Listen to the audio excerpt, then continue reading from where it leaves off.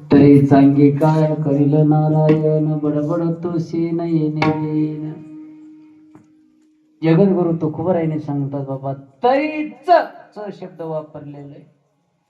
भगवंतानी आपल्याला भेटावं, भगवंतानी आपल्याला अंगीकार करावा, तर निर्वैर जीवन बनावं लागते. आपल्या अंतःकरणामध्ये वैरपणा ठेवायचं नाही. बघा असं म्हणतात, राजाला बायको आवडत नव्हती, मुलगा आवडत नव्हता, अरण्यामध्ये नेऊन आपटिलेलं आणि त्या अरण्यामध्ये राहायला लागले. राहत असताना त्या मुलानं 5 वर्षाचं झाल्यानंतर गावामध्ये फिरत फिरत आलेलं, खेळत असताना लेकरांनी त्याला विचारलं, कोण आहेस रे, कुठून आलास? अरण्यातून आलो. अरे तुझ्या बापाचं नाव काय? माहिती नाही. जा, तू बिनबापाचा आहेस. राग आलं, पळत गेला, आईला म्हणायला लागला, आई माझ्या बापाचं नाव काय? का रे बाळा, काय विचारायला लागलेलं आहेस? आई लोकांनी म्हणायला लागले तुला बापच नाहीये. अरे तू लहान मुलगा नाहीस, या नगरामध्ये राजा आहे ना, त्या राजाचा मुलगा आहे. आनंद वाटलं त्या लेकराने, पळत गेलं बापाला भेटायला आणि बाप असलेला सिंहासन गादीवर बसलेला आणि एका बाजूला त्याची धाकटी बायको बसलेली आणि धाकटा मुलगा बसलेला आहे. बसल्याच्या नंतर या पोराने गेलं आणि मांडीवर बसलं. बसल्यानंतर काहीच बोलला नाही बापाने, पण धाकटी बायको होती, राग आलं त्या लेकराला खाली आपटिली आणि पायानं लाथा घालायला लागली. विचारलं, आई का मारतोस मला? अरे तुला या राजाच्या मांडीवर बसायला कोण अधिकार दिलं? सांगितलं, त्या दुसऱ्या मांडीवर बसलेला माझा भाऊ आहे, मी त्याचा दादा आहे. त्या राजाच्या मुलाला बसायला अधिकार आहे, मी सुद्धा त्याच राजाचा मुलगा आहे, मी मोठा आहे म्हणून मी बसलो.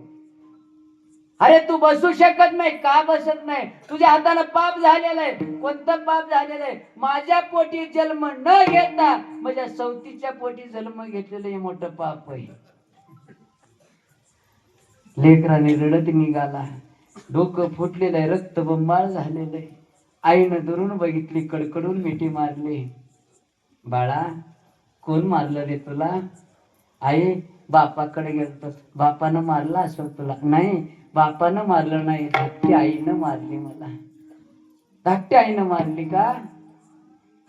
आई मारली, मला दुःख नाही. मी विचारलो का मांडीवर बसायला अधिकार नाही? माझ्या पोटी जन्म न घेता माझ्या सवतीच्या पोटी जन्म घेतलेला आहे, म्हणजे तुझ्या पोटी जन्म घेतल्यामुळं मी पापी झालो का सांग आई? आईने म्हणली, बाळा सोडून दे रे. अरे बापाच्या मांडीवर बसण्यासाठी बाप काय, देवानेच आपल्याला अधिकार दिला नाही. त्या लेकरांनी डोळे पुसले. देव कोण आहे? देव जगाचा करता तोच आहे. कुठं असतो? सगळीकडे असतो. कसं मिळतो? तप केल्यानं मिळतो. आई मी जातो, तप करतो आणि देवालाच विचारतो मांडी का दिला नाहीस बसण्यासाठी. एक काम करतोस का बाळा? काय करायचं? ज्या आईनं तुला मारली त्या आईच्या पाया पडू नये, आईचा आशीर्वाद घेऊ नये. आई तिनं तुला बोलू दे, तू पाया पडू नये. त्या लेकराने पळत गेलं आणि जाऊन असणार ज्या आईनं मारली त्या आईच्या पायावर डोकं ठेवलं. तिच्याही डोळ्यात पाणी आलं. बाळा तुला मारलो, अपमान केलो, डोकं फुटलं, लाथा घातलो, अजून तू माझ्या पाया पडतोस? धाकटी आई म्हणजे आईनं सांगितली तुमचं काही दोष नाही म्हणे, देवानेच आम्हाला बसायला अधिकार दिला नाहीये, म्हणून देवाला भेटण्यासाठी मी निघालो, आशीर्वाद मला दे. ज्या आईनं मारली त्या आईच्या मुखातून आशीर्वाद निघाला, बाळा जा रे तुला देव भेटल, जा बाळा जा. पळत आल्याच्या नंतर आईनं म्हणले, आशीर्वाद दिली का? दिले. का तिला माहिती होतं यानं देवाला भेटायला निघाला, पण धाकट्या आईविषयी याच्या मनामध्ये वैरपणा होतो, म्हणून देव भेटत नव्हता. वैरपणा निघून गेला. 6 महिने तप केला. पहिल्या महिन्यामध्ये भूक लागलं तर फळ खायचं, दुसऱ्या महिन्यामध्ये एक टाइम फळ खायचं, तिसऱ्या महिन्यामध्ये फळ बंद केलं, पाणी प्यायचं, चौथ्या महिन्यामध्ये देव भेटला नाही, एकच टाइम पाणी प्यायचं, 5व्या महिन्यामध्ये पाणी सोडून दिला. वाऱ्यावर जगायला लागला. 6व्या महिन्यामध्ये वारही बंद करून टाकलं. देव मला भेटत नाही. काय तप असेल लेकराचं. वार एकदा घेतला, श्वास एकदा घेतला, दीर्घ श्वास करून मध्ये कोंडून ठेवला वाऱ्याला. सगळ्या जीवाचा आत्मा एक रूप झालं आणि सगळे तळमळ करायला लागले. देवाला पाठवून दिले. देव आला, म्हणायला लागला, ध्रुवा हे बाळा काय लागते रे तुला, माग डोळे उघड. डोळे उघडला आणि बघितल्यानंतर कोणीतरी दिसते. कोण तुम्ही? मी देव आहे. देव? मी मानत नाही तुम्हाला देव. गॅरंटी काय तुमची? 5 वर्षाचं पोरग. अरे मी देव आहे, काय गॅरंटी देव? आईनं सांगितली देवाला 4 हात असतात, तुम्हाला 2 आहेत. मी मानत नाही. त्या 5 वर्षाच्या लेकरासाठी स्वतः देव 4 हात केले. शत्रू बोल. आता अजून मानत नाही. 4 हातामध्ये 4 वस्तू असतात. तुमच्या हातात काय वेळ आहे? शंख, चक्र, पद्म, गदा. आता रे हा काय लागते? काय नाही म्हणलं, मला बापाची मांडी बसण्यासाठी द्या. देवाने म्हणलं, बाप तुझा वयस्कर झालेला आहे. अरे आता जास्तीत जास्त 50 वर्ष झाल्यानंतर मरणार आहे. तिच्यासाठी बापाची मांडी नाही, माझी मांडी देतो. विठाला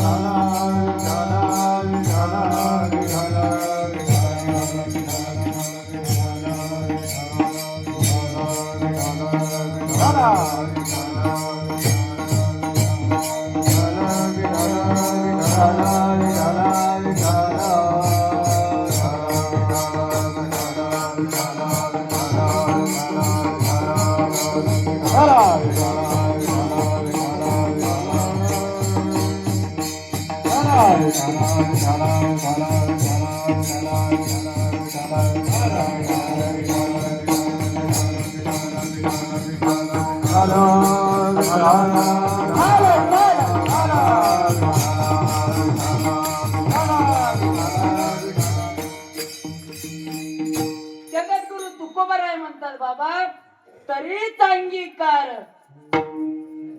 तरीच तुला देव भेटल, अंगीकार करल, जवळ येईल. कधी? निर्वैर जीवन झाल्यानंतरच. हो, अभंगाचे 2 चरण झाले. 11 वाजले, अजून 2 चरण आहेत. चिंता करू नका. आज एकादश आहे, जागराचं कीर्तन असते करायचं. कसं बी याला मला उशीर झालेला आहे. कसंही तुम्ही फराळ केलेले होता, अजून मी फराळ केलो नाही. सकाळपासून असलंच आहे आमचं पण. एकदा भजन करायचं. फराळ करणं ते मी एवढ्या मोठ्यानं बोलतो का? दररोज मी टानिक घेतो. नाही ते तुम्ही म्हणायचं टानिक नव्हे, विचार करायला लागल्यावर. सकाळी काकडा, संध्याकाळी हरिपाठ. लई मोठी टानिक आहे, तुम्ही घेत जा. तुम्हाला थकवाच येईना. हात असं वर करा, करा. हाताने टाळी वाजवलं असं म्हणतात. खाली करा, खाली करा. सांग हे हातावर पाप राहते म्हणा. आपल्या आपण सकाळपासून लबाड बोललेलो, जे जे पापाचे लक्षण ते हातावर बसतात. म्हणून हाताने टाळी वाजले की ते पाप उडून जाते. कुठं जाते? मंडपात फिरते. ते कुठं जाते? ज्यानं वाजना त्याच्या हातावर जाऊन बसते. सगळेच वाजिले तर कसं आहे? काय नाही म्हणलं, सगळे वाजिले ते फिरतच राहते. होय. आणि शेवटला आरती होते ना, आरती होते का नाही? आणि ते आरतीच्या धुवानं सगळं पाप जळून जाते. आणि आरतीच्या अगोदर उठले पाप त्याच्या मागच येते. म्हणून आरतीच्या अगोदर उठणं बरं का? ते पाप जळणं आरती झाल्यावरच जळून जाते. तेव्हापर्यंत फिरतच राहते. कुठं तर आपल्याला जागा मिळते का? उठून निघाला म्हणजे महाराज मी चाललो त्याच्या मागे.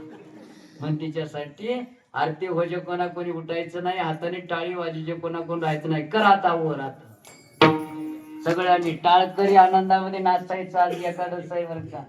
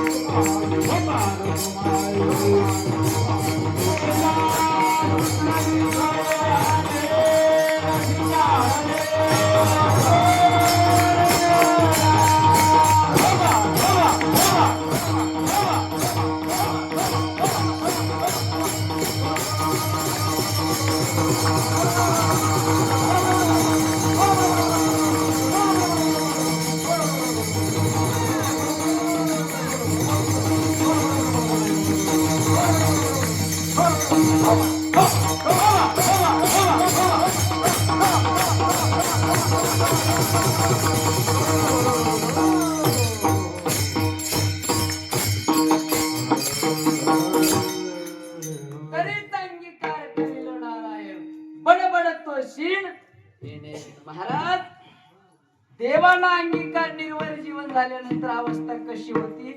अभंगाच्या तिसऱ्या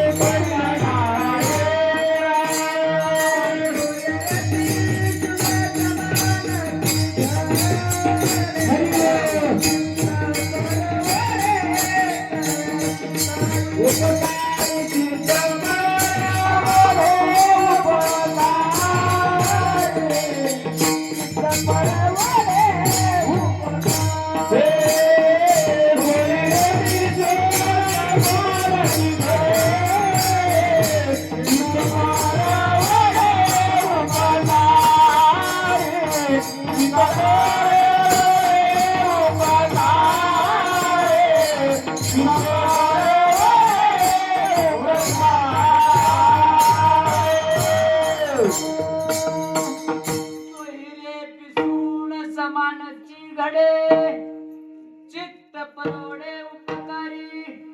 महाराज सांगतात निर्वैर झाल्यानंतर सगळे आपल्याला सोयऱ्याप्रमाणे दिसतात. सोयऱ्याप्रमाणे म्हणजे आपल्याप्रमाणे, हे माझेच आहे असं दिसतात आणि आपणाला परोपकार करावं इच्छा निर्माण होते. इच्छा निर्माण कधी होते? सत्याला पट्टी द्यावं, पैसे द्यावं, पंगत द्यावं. कधी? का करणारे कार्यकर्ते मंडळी आपली आहेत म्हणल्यानंतर देवावं असं वाटते. आणि देत जा कोण राहिले असलं तर. सगळे दिलेत का? वा वा वा वा. तुमच्या कमिटी मंडळीसाठी नारदाच्या गाडीवरून साष्टांग दंडवत बर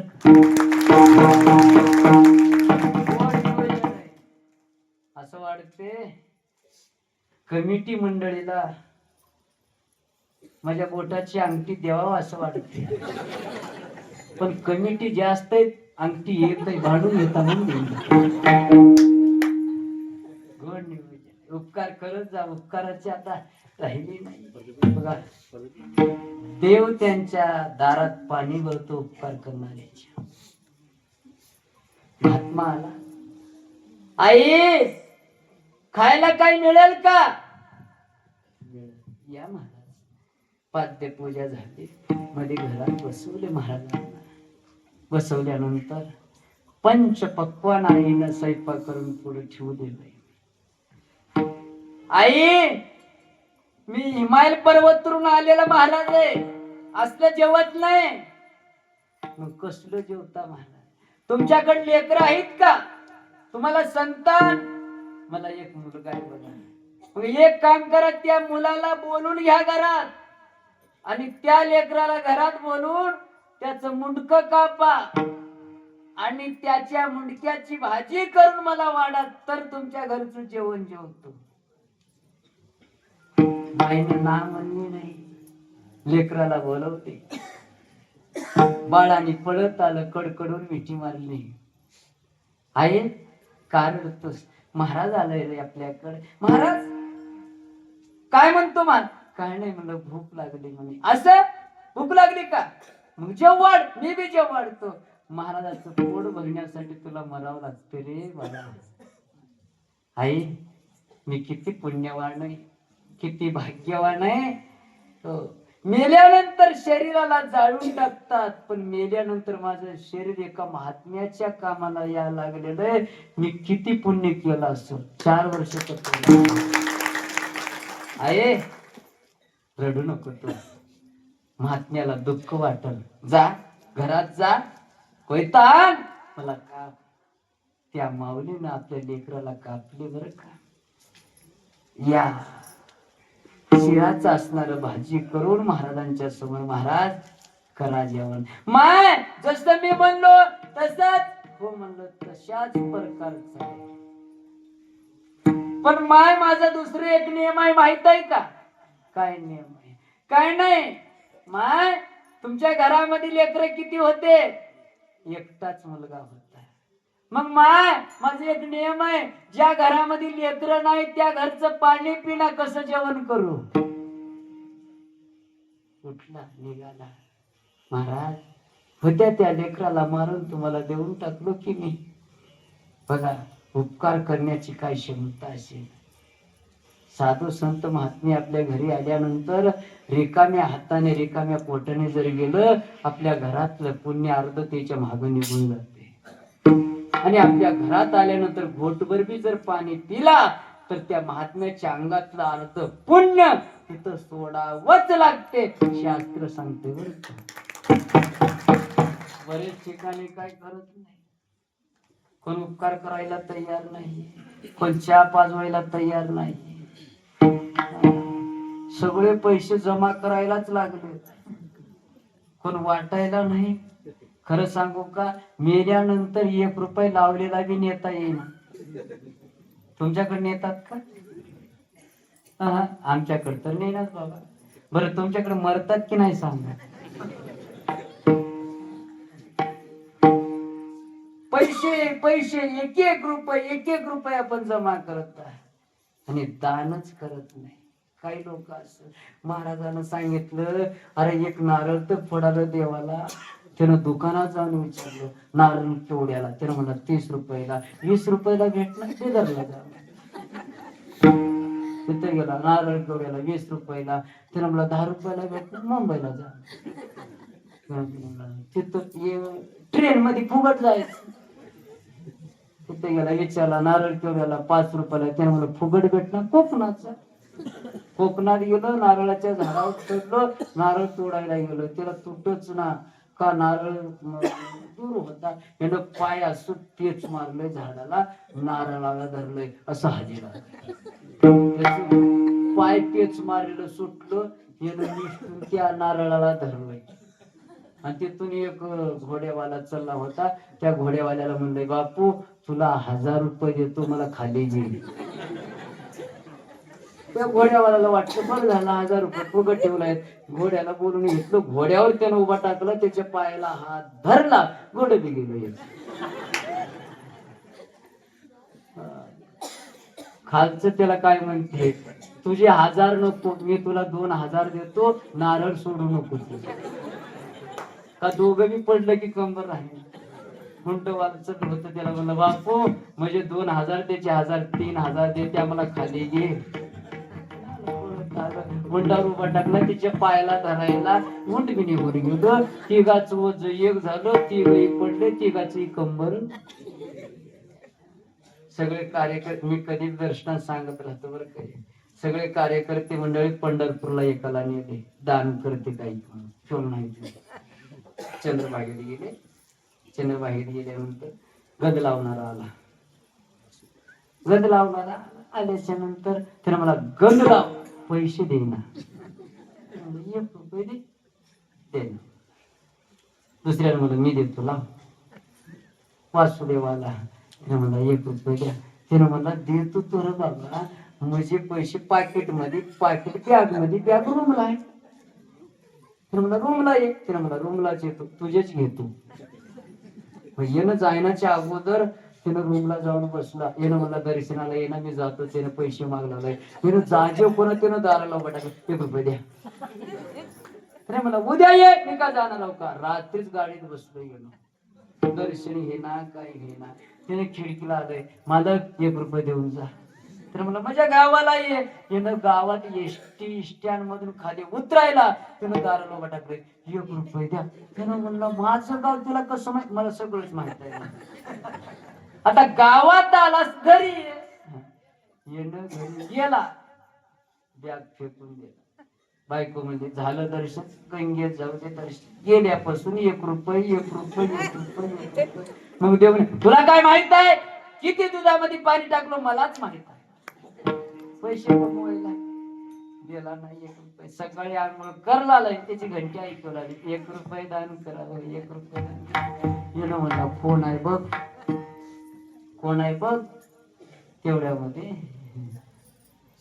तिनं म्हणले काय नाही. म्हणलं ते कोणतं नवीनच महाराज दिसते, डोक्यावर एक मोराच्या पंखाचं टोप दिसले. असं का, तेणच आहे पंढरपूर महाग लागलंय. कुठे आलंय, आपल्याच घरी आलंय. असं आहे का. आलं माय आहेत का मालक, नाहीत म्हण, नाहीत बघा ते. कशाला लबाड बोलले माय, चप्पल तर दिसलाय की. ताप आलाय मग, चिकनगुनिया झालाय मग, मरते मग. आहेत का असते माणसं तुमच्याकडे 1 रुपयासाठी. महाराज ताप आलाय बघा त्याला. माय ताप आल तर चिंता कर नका, माझ्याकडे गोळी आहे, ह्या म्हणाव, 1 रुपये देऊन टाक म्हणाव.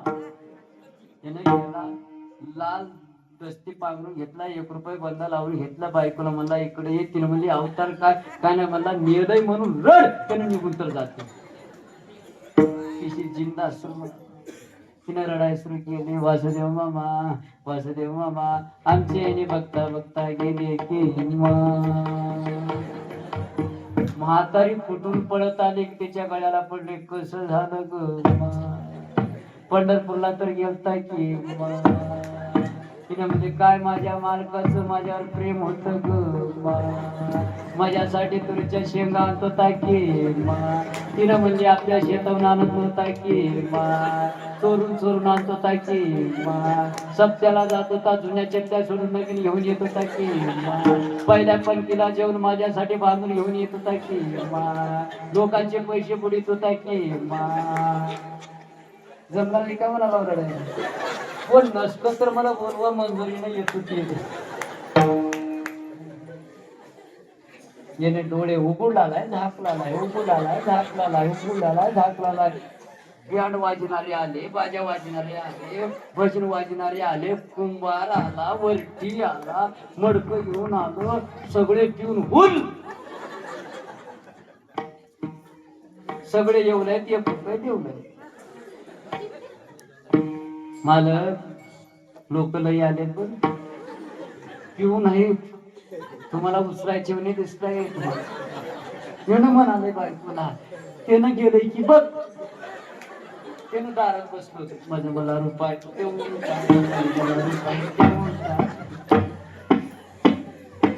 त्यानं तस दारात बसलो गेल नाही. मग विचार कधी जाते वासुदेव मामा आमचे यांनी बघता बघता गेले, तुम्ही कधी जात्या? वासुदेव म्हणला मातीला धरून धरून सोयरे येतात, मी तर पंढरपूर आलो. मातीला पाठ देऊन कसं जाऊ, याची माती करतो, याच्या तेरीचे कीर्तन करतो, 1 रुपयाचं बदला येतो. द्यायला तयार नाही. त्याला उचलले, अंगणात आणले, गरम गरम पाण्यानं आंघोळ घातले, टराटर थोडा आले. बोलला काय नाही, बोला तर 1 रुपयाने बोलला.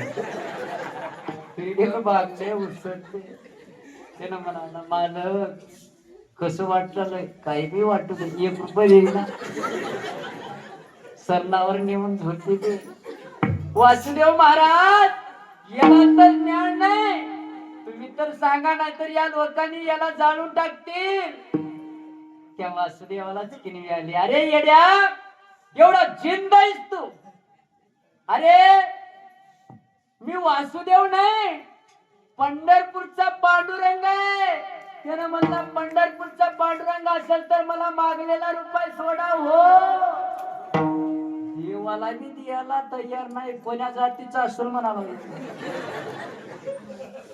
देव म्हणला अरे तुला मागलेला रुपये सुटला, त्यानं म्हणला पट्ट्या उठला, उठला पण दिला नाही. विठाल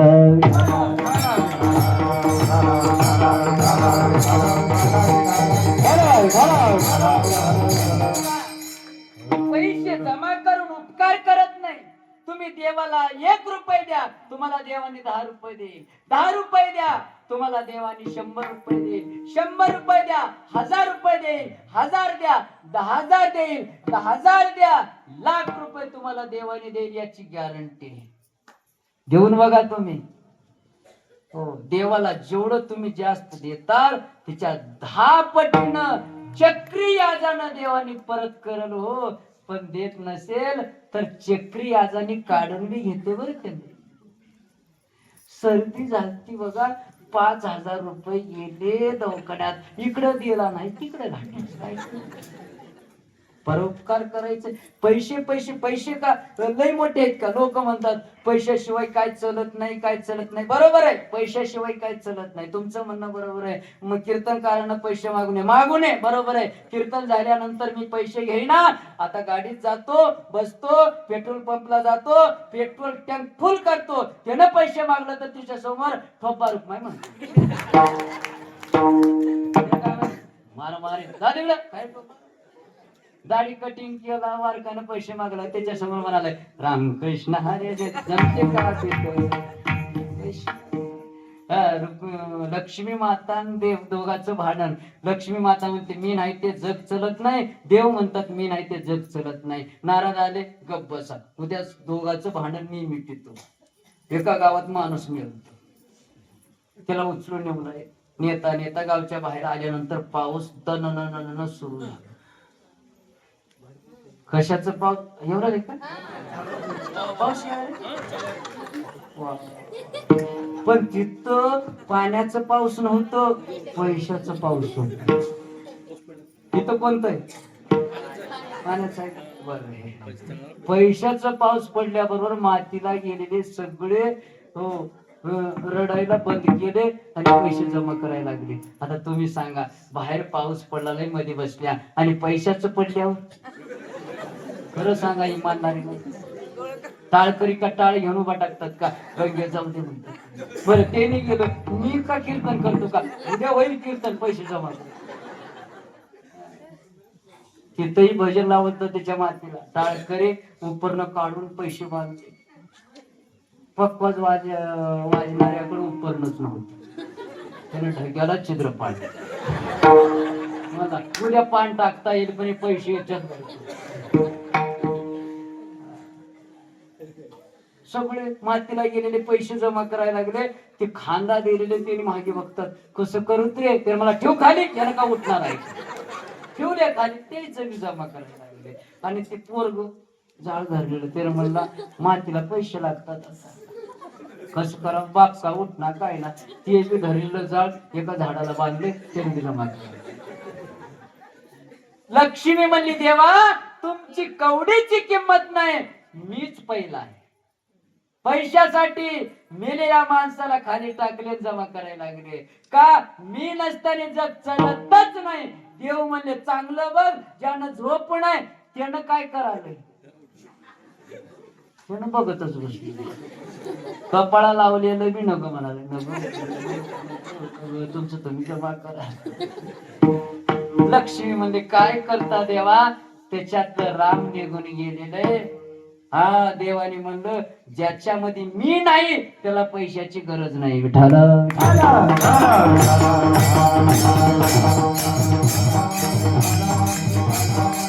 म्हणून पैसे जमा करा पण त्याला एक जोडधंदा म्हणून दान करत जा, उपकार करत जा, कधीच कमी पडत नाही बरं का. एवढी ताकद आहे. हो तुकोबरायने म्हणतात बाबा देव तुम्हाला जवळ घ्यावा असं वाटत असेल निर्वैर जीवन बना. आणि निर्वैर जीवन बनल्यानंतर स्वहिरे पिसून समानाची घडे चित्त परवडे उपकारे. चित्त परोपकाराकडे वळत असतो. महाराज म्हणतात बाबा अशी अवस्था झाल्यानंतर आपलं चित्त निर्मळच होतो. अभंग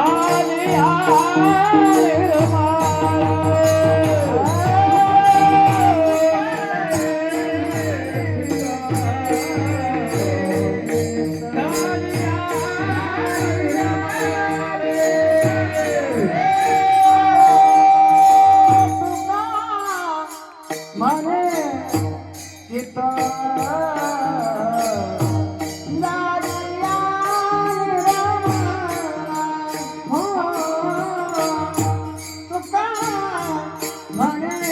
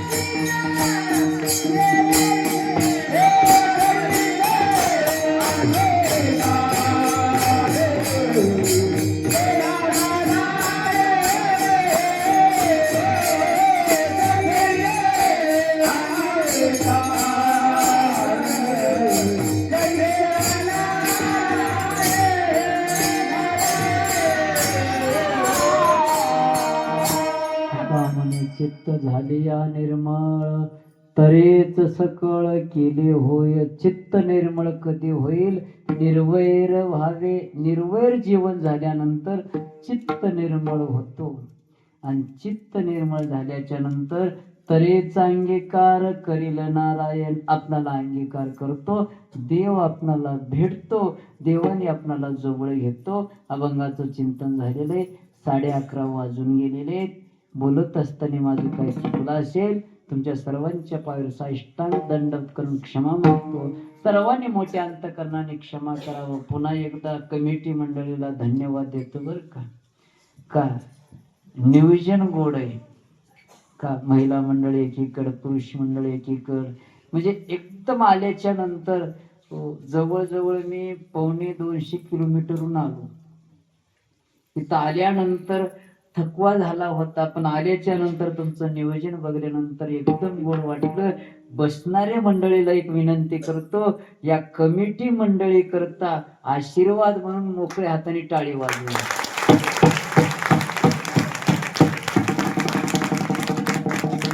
माऊली गायत्री माऊली युट्यूब चॅनल बर का, माऊली गायत्री युट्यूब चॅनल, गोड नियोजन आहे त्यांचं. आणि अनेक गावामध्ये आपण केलेल्या सप्त्याचं काही हे सगळं गोड वाचणार अनेक मोबाईल मध्ये. तुम्हाला जर उद्या कीर्तन ऐकायचं असेल, अजून मोबाईल वर दिसते. उद्या आम्ही मेलो तरी चिंता कर नका, मरना एवढं लवकर, अजून लई कीर्तन करायचे. अजून एक चॅनल आहे बरं का आमचे परिदेव दादाचं, कोणचं नाव?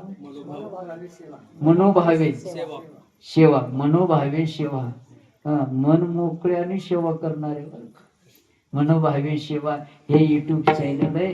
हो, त्यांनाही धन्यवाद देतो. सगळे टाळकरी मंडळी, वादक मंडळी, आमचे गोविंद गुरुजी आले, फार लांबून आले बरं का. 7-8 वर्षांनी भेट झाले. गोड त्यांनी मृदंग सुद्धा वाजवतात, गायन सुद्धा करतात.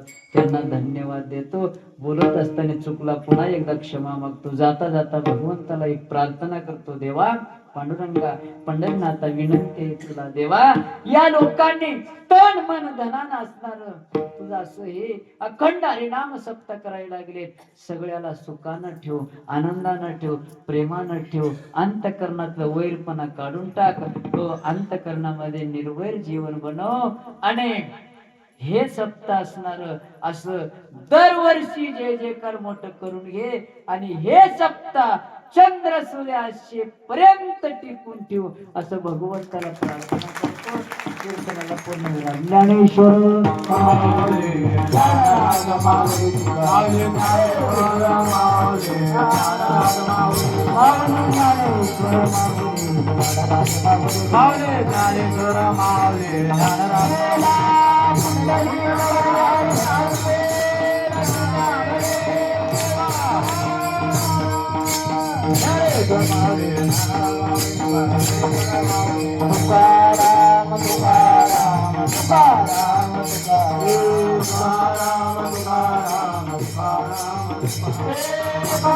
तुकाराम